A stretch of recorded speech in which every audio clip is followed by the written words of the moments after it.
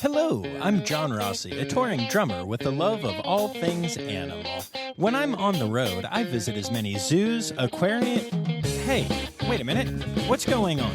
Hey, what's going on there? Hello? Hello? Hello? We interrupt your regularly scheduled program to bring you Rossifari Zoo news. News you can use from the world of zoos and conservation.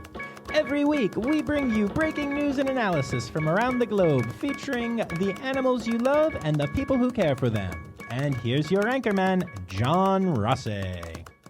Hello, hello, hello, and welcome back to Rossifari Zoo News, your look at everything going on in the world of zoos, aquariums, conservation, and general animal weirdness. Y'all, I wanted to start with a quick programming note this week. For those paying attention to the interview episodes, I had said we were going to be spending about a month in Australia talking to different facilities there. And then after 2 weeks, we were suddenly in Greensboro, North Carolina. And Nepal, to be fair.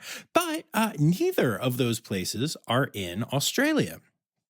Well, it turns out that the time zone issue, along with some other things, things happen when you're trying to get interviews done. Those things all contributed to lead to some complications with the interviews I was supposed to do for the second part of my Australia journey. So there are still 2 more people I'm supposed to talk to down under, mate, at some point here in the near future, but we'll see what happens. Things happen, but I did just want to let y'all know, just in case you were curious. Don't worry whether those interviews happen or not, and I hope they do. We've got a lot of great content coming down the pike for y'all. And that brings us to me talking about your favorite subject, me. I kid. But so the entire process of getting started at the Aquarium of Niagara as a volunteer had a hidden concern for me that I haven't talked about on here, or really with almost anyone about it. I know I've mentioned this on the podcast before, but I hate seafood. I hate it. When I was younger, the very smell of it was enough to make me gag and even risk throwing up. Okay, actually, we are all friends here. And we have our weekly poop story. Poop story. So I'm not going to lie to you all. It would actually make me throw up regularly. And I say that because my family loves seafood. So I got taken to a lot of seafood restaurants growing up. And occasionally I'd be fine, but often I wouldn't be. Honestly, it was usually pretty darn lucky if I was able to make it all the way to the bathroom before losing my lunch or dinner. There are plenty of diners who were eating at a Red Lobster or some such place in Wilkes-Barre, Pennsylvania or Mechanicsburg, Pennsylvania on dates that happened to coincide with the birthdays of my parents or my nanny and poppy or on Mother's Day or something like that, who got to witness, let's just say they got dinner and a show that day. And while this has become less of an issue over the years, and I'm now quite able to not lose it when I am near the smell of seafood, it's still very much not my favorite thing. So actually, when I first started meeting animals like pinnipeds for the podcast, I was genuinely curious to see how I would handle feeding them raw fish. And I was pleasantly surprised to discover that I didn't mind at all because I was so excited about the animal I was interacting with. But what about at an aquarium where I could be spending hours in a commissary with just seafood and no sea lions cheering me on? Well, it turns out that knowing that it is for animals that I love has already made it become a total non-issue for me.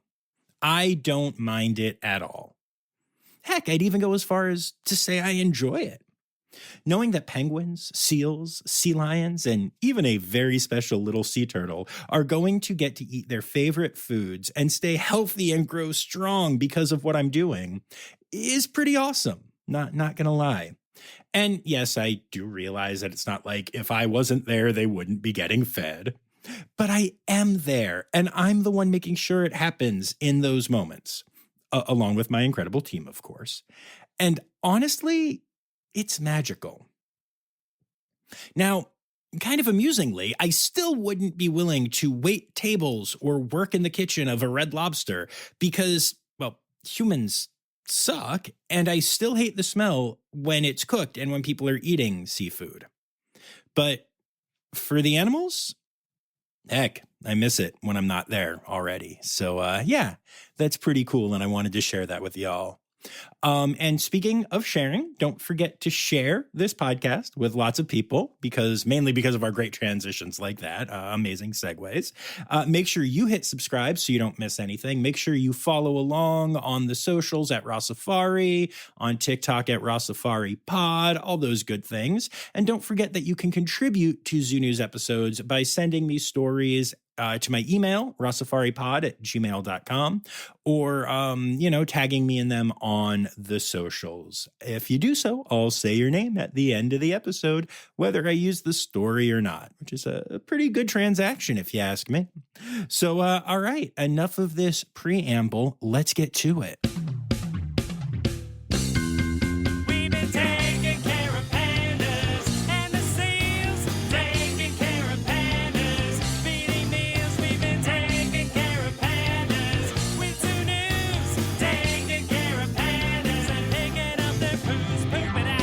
All right, we have some breaking news this week that came out right before I recorded, so I'm still looking into the ramifications of all of it. But it turns out that on Thursday, March 7th, the mayor's office of the city of Miami gave the Miami Seaquarium a notice of the termination of their lease with Miami-Dade County, with the letter calling for the Seaquarium to surrender the land back to the county on or before April 21st. Now, if you've seen this on social media or just are a headline reader, you may have gotten the impression that this is a done deal and that the Miami Seaquarium will cease to exist by that time. But this is not the case. It's actually a far more complex situation. So, as a quick reminder, Miami Seaquarium is the place where Lolita, or Toki, passed away recently. It's been the subject of numerous welfare complaints, has faced controversy not just from the expected groups, and has received multiple citations stating that tanks are in disrepair and that animals are not being properly taken care of. As a matter of fact, as I dug into this story further, I came to find out that back in December, the mayor's office let Miami Seaquarium know it planned to terminate the lease based on unpaid rent and other alleged violations of the terms of the lease, which does include welfare expectations as well as maintenance demands. The mayor's office then followed up in January with another letter letting the Seaquarium know they were not pleased after the U.S. Department of Agriculture reported that dolphins and other animals were not being cared for properly at the park. That letter was then followed up with this eviction notice. However, while the notice gives the park until April 21st to surrender the land, Seaquarium does have rights and will be able to fight the decision in court. So that date is nothing more than the start of the efforts to kick the park out, as litigation can drag on for weeks or months or even years. In speaking to the press about this issue, Eduardo Albor, the president of the Dolphin Company, which owns the Miami Seaquarium, said, and I'm quoting here, "I will just let my lawyers defend our rights. The mayor is lying." Sure. Okay. The mayor is lying. I mean, look, I get it. Politicians lie, and the Seaquarium has been under intense scrutiny since the death of Toki. But let's be clear here. Complaints have come in from former staff, from current staff speaking anonymously, from the Department of Agriculture, the Miami-Dade County Board of Commissioners, the Alliance of Marine Mammal Parks, and American Humane. Maybe more that I'm missing.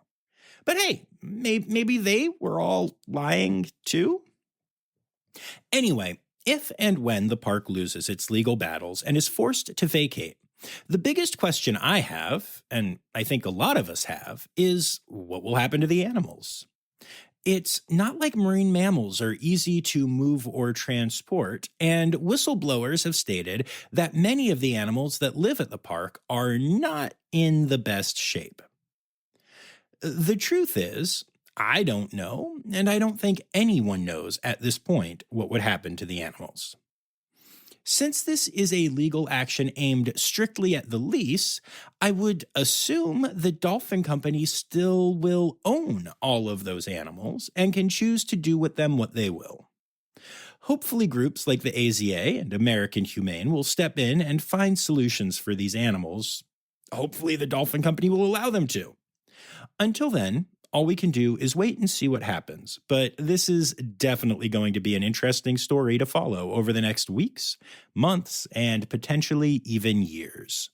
Stories like this drive me crazy because this will get so much more press than all of the amazing things being done at amazing facilities all around the country combined.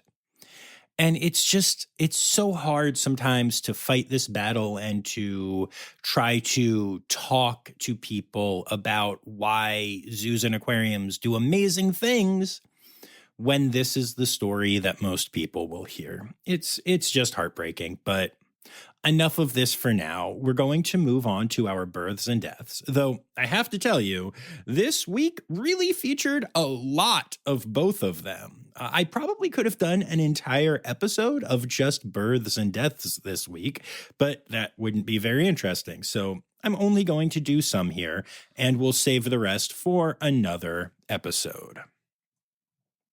The Dallas Zoo has announced the birth of twin Emperor Tamarin babies, or Emperor Tamlets. This is the third set of twins born to Letty and Roger, and the little ones are doing well riding around on their parents' backs. The Adelaide Zoo has announced the birth of 9 fat-tailed dunnarts. And I'm not body shaming here. That is the name of the species. These little marsupials are adorable, and I highly recommend that you go to @ZoosSA for South Australia to look at pictures of these little fat-tailed dunnarts. They're ridiculous. The Fort Worth Zoo has been doing amazing reptile breeding lately, and honestly, for a really long time. And they have recently announced the hatching of 6 veiled chameleons. The zoo mentioned in their post announcing the birth that the feet of the chameleons are a different color than their bodies because their feet change color based on their stress level or for camouflage purposes. Now, you may be thinking, yeah, John, but that doesn't explain the feet because all chameleons can change color all over. Well, it turns out that when they are very young, veiled chameleons are only able to change the color of their feet. The rest of their body develops that ability as they get closer to a year old. So, the more you know and all that.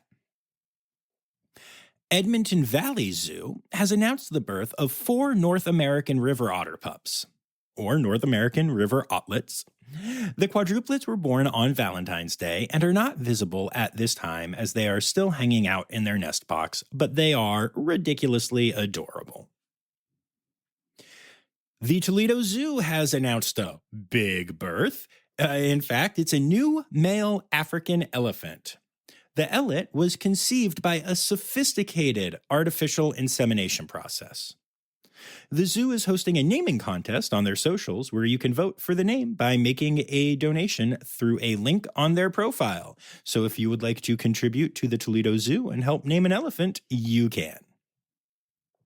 And then last but not least in births this week, Zoo New England has announced the birth of a prehensile-tailed porcupine at Stone Zoo. Porcupets, yes, that's the real name for baby porcupines. In my suggested terminology, it would be a porlet. And yes, I admit that porcupet is better than that. But anyway, they are born with all of their quills, but they are soft and brown and the quills harden over time. This little one is extra adorable, so check out at Zoo New England for photos. And of course, that then moves us to our deaths. The Santa Fe Teaching Zoo has announced the passing of their two red-bellied hornbills, Clark and Ndezi. Apparently, a native animal was able to break into the secure habitat of the two birds and killed them both. I can't even imagine what it must be like to be a keeper and walk in to find something like that. The zoo is performing a necropsy to hopefully get a better idea of what happened, and will be examining the habitat to make sure it is secured against anything like this happening again in the future. Sending love to the entire team at the zoo. The Akron Zoo has said goodbye to Gondar, the male speaks gazelle. When Gondar started to show signs of illness, the veterinary team discovered a mass on his lung, so the decision was made to humanely euthanize him. This is an especially challenging loss, as Gondar has actually gotten over another medical issue in the last few years. He severely fractured his front leg in a way that required a very specialized surgery. That was actually very successful. Gazelles put a lot of weight on their front legs, and they have tiny little hooves, so the structural integrity of their leg is very important. The surgery worked, though, and even though he always had a limp, Gondar did well and brought a lot of joy to his keepers. His unique gait stood as a reminder to the team to enjoy the little things and not to take life for granted. And he will be greatly missed. Mystic Aquarium has announced the passing of Astro, the beloved stellar sea lion that lived at the aquarium. He had been suffering from multiple issues due to his advanced age, and they all kind of worsened together this week, so now he is gone. Astro had a larger-than-life personality and was a favorite amongst both team members and guests, and will be sorely missed. And last but not least in the deaths this week, Lehigh Valley Zoo has announced the passing of Emmy, a 16-year-old female ostrich. Emmy had lived at the zoo with a male ostrich, and they shared their exhibit with two Grant's zebras, which was awesome to see. She was a curious girl who loved shiny objects and a good bath, and the zoo just won't be the same without her. Sending all my love to the team at the Lehigh Valley Zoo. And, of course, that brings us to our other zoo news stories. And we're going to start off, get a little preachy here, but hey, that's okay. So whenever you talk to zookeepers or people trying to become zookeepers or get into the industry in any way, one of the biggest complaints is that it often takes unpaid internships to really get into the career. The idea is that if you go to college for 4 years to get a bachelor's of biology or some equivalent degree, and while doing so, or immediately after, or both, you spend a few months of your time working a job, either part-time or sometimes full-time, without getting paid for it, to get the basic experience necessary to get hired into a lot of zookeeping positions. This is a topic that is constantly discussed and has become even more of an issue in recent years as diversity and inclusion efforts have become more commonplace, with the argument being that people who come from disadvantaged communities are less likely to be able to afford to work for free and thus are excluded from the path into the industry. In recognition of this problem, and the problem of free labor in general, the AZA has announced that it will stop posting free internships on its online job board. They actually made the decision and implemented the change in February without telling anyone in advance, but the suddenness of the policy change led to a lot of complaints. So they have walked back the rule for now, with the implementation date changed to July 1st of this year. The AZA itself offers internships, but stopped offering ones without pay back in 2017. I think this new decision is a great step in the right direction for the AZA, but it also begets the question. In the official announcement from AZA President Dan Ash is the sentence, We are not mandating that our members stop unpaid internships, only that they not be advertised on the AZA jobs page. We look forward to continuing this dialogue and this journey with all of you. Well, my question is this. If the AZA is opposed to unpaid internships, why aren't they mandating the cessation of them? It doesn't have to be an immediate thing, but it can become a requirement for accreditation in the future, maybe even giving facilities a few years to incorporate it into their budgets. It is my sincere hope that this is the direction the AZA is going to take, because you can't admit this is a huge problem for people and then ignore it as part of what is supposed to be the gold standard of accreditation for zoos and aquariums. In the email announcing this policy, Dan Ash quoted Martin Luther King Jr. saying, "The time is always right to do what is right," and adding to that quote, saying, I suspect he might have added, even when doing so is difficult, maybe especially then. Well, if the AZA is going to admit that unpaid internships are not right, then maybe they should read their own paragraph and decide that the time is right to do what is right, even when doing so is difficult, and end unpaid internships at AZA-accredited facilities across the board. I'm really grateful that they are taking this first step, and I don't mean to minimize it too much.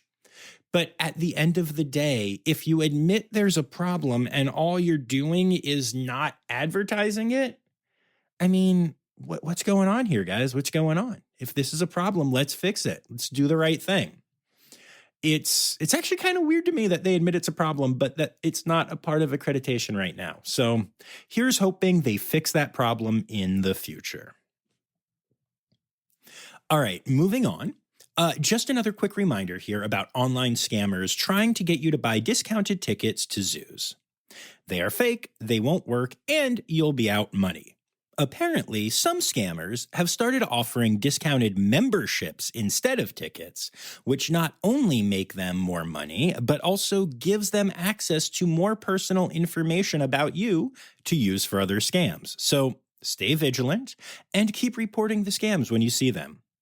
And hey, a special thanks to everyone who has reached out to tell me they saw these scams and reported them. It really makes me feel good to know that we're having an impact and that the Rossifari community is out there reporting these things. The Chattanooga Zoo, or Chattanooga as I like to call it, has announced that 3 new species will be joining the zoo soon. They are opening a Cape of Africa section featuring Cape porcupines, warthogs, and servals.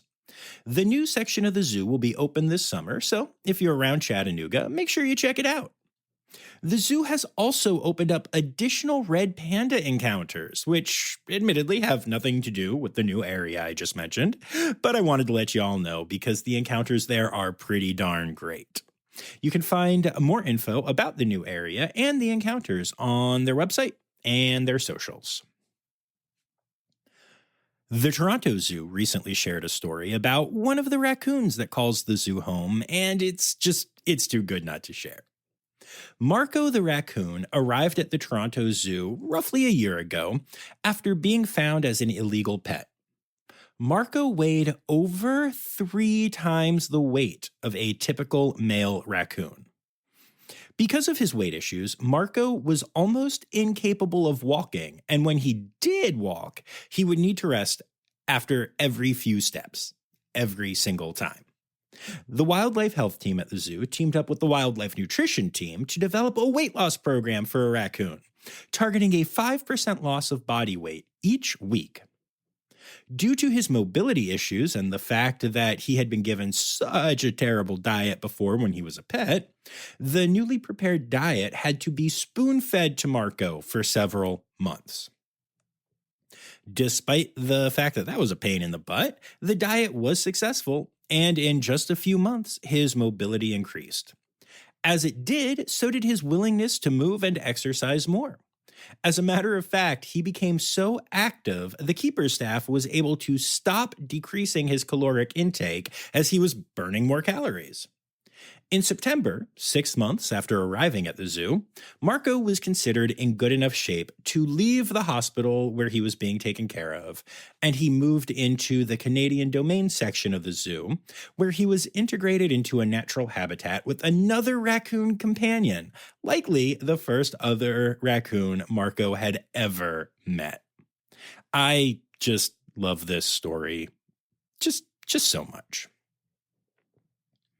And we also have a fascinating story out of the UK this week. A 7-year-old macaque named Honshu recently escaped from the Highland Wildlife Park in Scotland and was not found for 5 days. Upon his discovery and return to the park, Honshu was found to be perfectly healthy, but when a primate is separated from its troop for a while, the dynamics of re-entry can be quite complex. Given these dynamics, and the fact that Honshu was entering the age range where macaques often leave home to start their own families, the Royal Zoological Society of Scotland, which is such a great name, made the decision to move Honshu from Highland to Edinburgh Zoo to start a new life. Now, he isn't traveling alone, as 3 other males from his troop have moved with him to help with the transition. But I think this is an interesting story because it's such a unique look at how the people that take care of primates need to be very aware of troop dynamics and expectations to best care for their animals. The New England Aquarium Anderson Cabot Center for Ocean Life, which is also a really great name, was recently doing an aerial survey when they saw something incredible: a gray whale off the New England coast. Now, the gray whale went extinct in the Atlantic over 200 years ago, and obviously hasn't been seen in the area since. Experts believe that what probably happened is that someone bought the whale when it was a baby and raised it at home until it got too big and then... Oh, no, wait. That's what happens with alligators and invasive snakes and stuff. My bad. What experts are actually saying is that climate change may be the culprit here, and that this story, as incredible as it is, may actually be negative, be a bad omen, let's say. The Northwest Passage that connects the Atlantic to the Pacific through the Arctic Ocean in Canada is usually blocked with thick winter ice, which prevents whales from traveling it and crossing into the Atlantic. However, the passage has been ice-free in recent years during the summer, allowing the whale to move through it freely. It's possible that others have or will make the trek as well. So, it's an interesting story, as it is both a species returning to its native habitat, which we love to see, but it's for reasons that are pretty concerning. I'll be curious to see what happens with this whale, and if others join it over time. It'd be kind of cool to have that population back, even if the reason why is scary. So I have to give props to Woodland Park Zoo. They did the whole be transparent early about a medical treatment thing that I love so much. Lily, the oldest hippo at the zoo at 45 years old, was recently found to need dental work and wound surgery, a process involving nearly 30 zoo staff and an external veterinary dentist. Given Lily's age and the fact that she's beloved at the zoo amongst both staff and guests, the zoo put out an announcement asking for well wishes for Lily in advance of the procedure, which is obviously something I really want to see more of in the zoo world. And they got a lot of well wishes. Then they posted a follow-up saying that the procedure had been a success. So congrats to Lily and the team, and thank you to the zoo for your transparency. I love to see it. The Maryland Zoo has announced that a new animal will be coming to the zoo early next year, with plans to build a new habitat starting soon. They have already started and are going to continue dropping hints on social media for the next 2 weeks before the official announcement, and I'm really excited to see the hints and the eventual announcement. Thanks to a secret informant. Yeah, I know, I said that to sound cool. Leave me alone. It's not that cool. Anyway, I actually happen to know what the species is, but I'm not saying a word. not giving it away until the zoo does. Suffice it to say, I think y'all are going to be really excited about this one. I know I am. And last but not least for zoo news this week, speaking about building habitats, the giant panda area of Smithsonian's National Zoo is currently undergoing a $1.7 million facelift. While no announcement of giant pandas returning to the zoo has been made, this does seem like a positive development for those of us who wish to see the bears back at the zoo. I'll be crossing my fingers that as we enter the next age of panda diplomacy, the National Zoo will be included again. And that brings us to Stereotypical Animal Podcast Theme Song. Here to bring you to conservation news. So, this is one of those stories that I like to share, in part because it's good news, but also because I like equipping y'all when it's time to discuss the impact of conservation with naysayers. Sea otters were once hunted to near extinction, but conservation efforts were successful. They are still considered an endangered species, but the population has gone from close to zero to currently being estimated at around 3,000 in the wild, with strong plans in place to continue to grow the population. Now, that's awesome news in and of itself, but a new study has shown that the rebounded sea otter population has been chowing down on the burrowing crab population that had expanded during the time sea otters were largely missing from the environment. These crabs have been eroding the salt marshes in central California, getting rid of essential seagrasses, and causing the coastlines to disappear at an alarming rate. Coastal erosion is one of the biggest environmental concerns to communicate to people that don't care about conservation as its own thing, because it directly affects the affluent landowners with their beachfront properties. Now, with sea otters eating the crabs, the land erosion has stalled in central California, and the reemergence of seagrasses has led to other creatures returning to the area, helping to heal the ecosystem in an unexpectedly rapid way. And I think that's the part of conservation that I don't see communicated clearly enough, honestly. Nature, left to its own devices, has a pretty solid balance overall. The world will take care of itself. When humans screw things up, and oh boy do we, what often happens is we throw just one aspect of that balance off in ways that we can't even begin to comprehend. As people were hunting sea otters, did they even know burrowing crabs existed? If so, did they realize that sea otters were keeping them in check? And that there would be a time in the future when those crabs could take down coastlines and put properties at risk? My guess is no, they hunted to hunt. And when people stepped in to save the sea otters, they focused on saving the sea otters to, well, save the sea otters.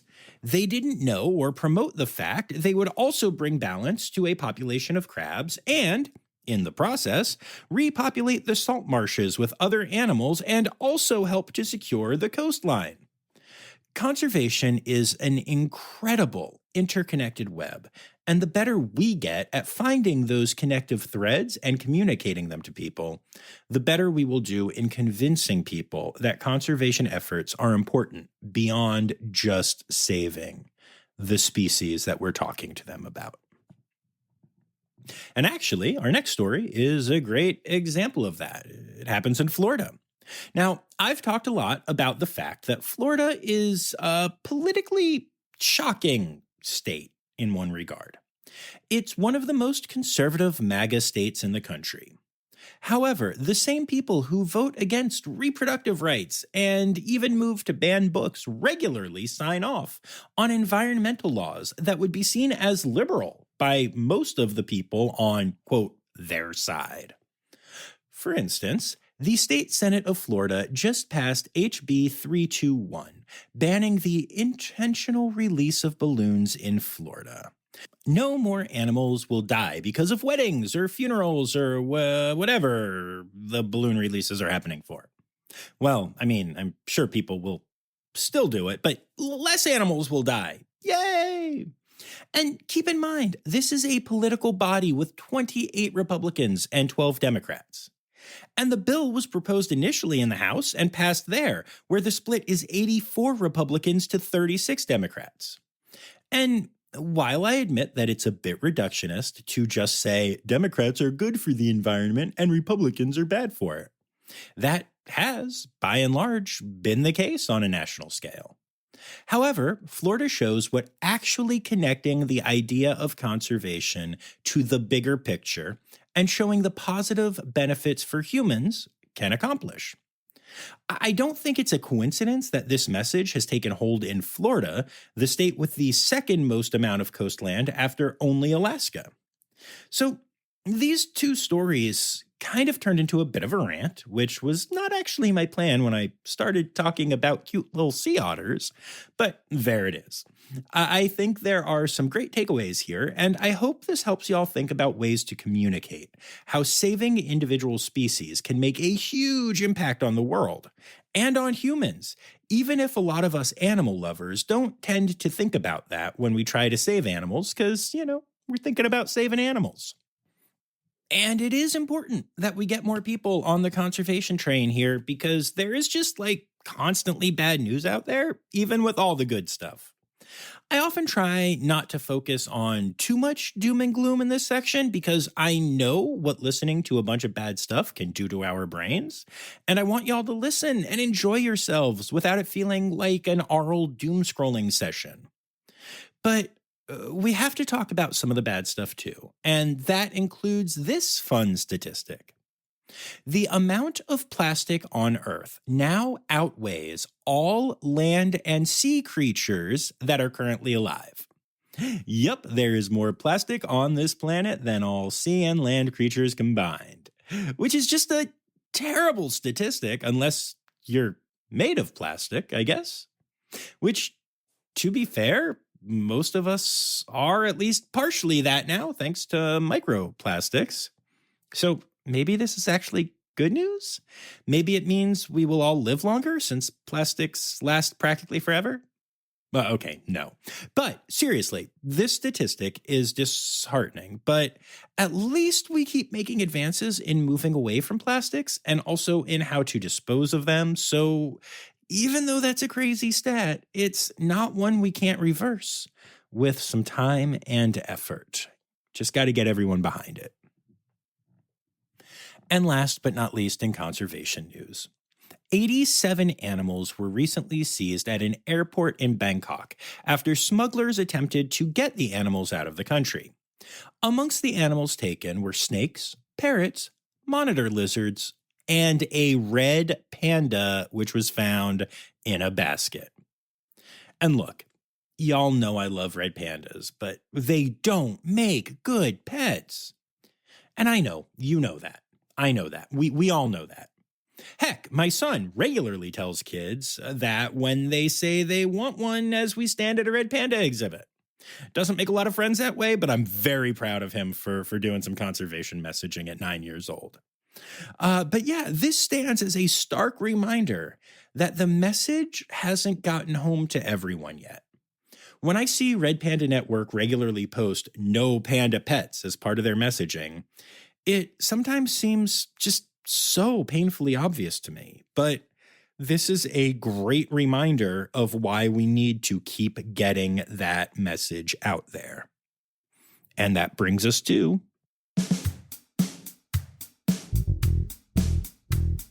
it's time for other news. It's time for other news. Hey, now, right now, they know it's time. It's time for other news. Hey, it's a segue to the part called other news. A woman made news in Australia this week after being stung by a platypus. Yup, male platypuses create venom in glands which are connected to hollow spurs on their hind legs. And when Jenny Forward found a platypus stranded on the side of the road, she tried to help it out, and instead she found out about the venomous spurs firsthand, as she was struck with excruciating pain. She said that her head felt like it was going to explode, and that the pain was worse than childbirth. Having never given birth and never been stung by a platypus, I really don't have a horse in this race. But I knew that they were venomous, but I never realized how painful getting spurred by a platypus could be. And last but not least, in other news this week, the world-famous Bellagio fountains in Las Vegas had to shut down briefly this week because of a bird. A yellow-bellied loon, a bird not usually found as far inland as Las Vegas, landed in the fountains, and the Nevada Department of Wildlife was informed.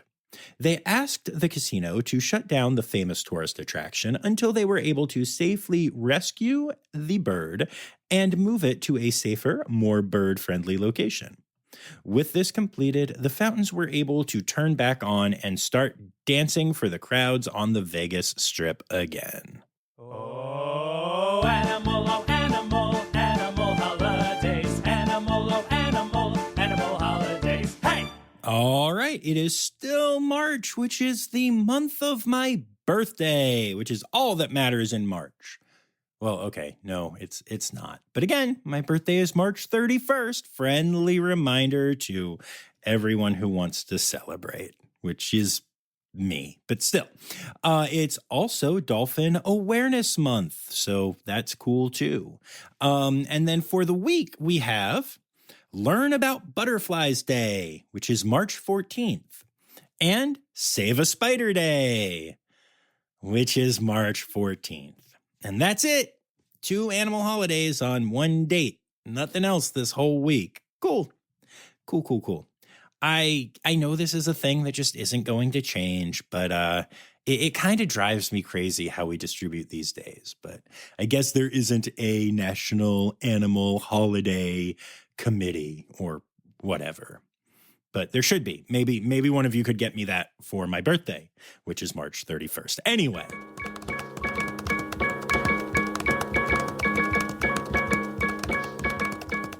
There you have it, folks. Rossifari Zoo News is done for another week. I would like to say thank you to my Red Panda level patrons, Dr. Laura Shank, Dr. Stephen Williamson, Barbara Bennett, and Jenny Owens. I'd also like to say thank you to everyone who contributed stories this week, including Anya Keene, Colleen Lenahan, Kim Cooley-Croninger, Carrie Kirkpatrick, Kevin Williams, Emily Rockbuck, Dr. Laura Shank, who was not so much the angel of death this week or the angel of life, but just, shared some stories with me. All I can say is that whatever she shares, she's an angel. Michael Sebastian, Melissa Reed, Jacob Zinn, Elizabeth Charles, yes, and Yoshioka, Ren Howell, who is Australian and is the one who sent me the whole more painful than a pregnancy thing and who recently had a baby. So I'm sure she was feeling that one and maybe even questioning the veracity of it. I don't know. Ken Tryon, Jay Meredith, Ali Malensky. Oh, but no, Kay Malensky. I'm telling you, man, this married life, this marital bliss, oh, it's ruining it. So you only get half the song this week. The Milan. Yeah, that's right. I made a farting noise. What you going to do about it, Kay, huh? Anyway, and Kristen Dickey, thank you all so much for contributing. And thank you all for listening and being here. Love this community. Love you all. Excited to be back on Tuesday with another new episode. And last but not least, of course, I need to remind you that the words Newsy Credits Backwards are Steiderk Yiswen. The Rossifari podcast is produced, hosted, and engineered by John Rossi. Editing and fact-checking by John and Dr. Zoe Rossi. Our theme song is Sevens by Nathan Burke, performed by Nathan and John. Interrupting John theme and additional voices by Taylor Isaac Gray. You can reach John directly on Instagram and Facebook at Rossifari or by email at rossifaripod@gmail.com. Rossifari is part of the Daydreamer Media Network. Now, stop listening to me and go visit a zoo.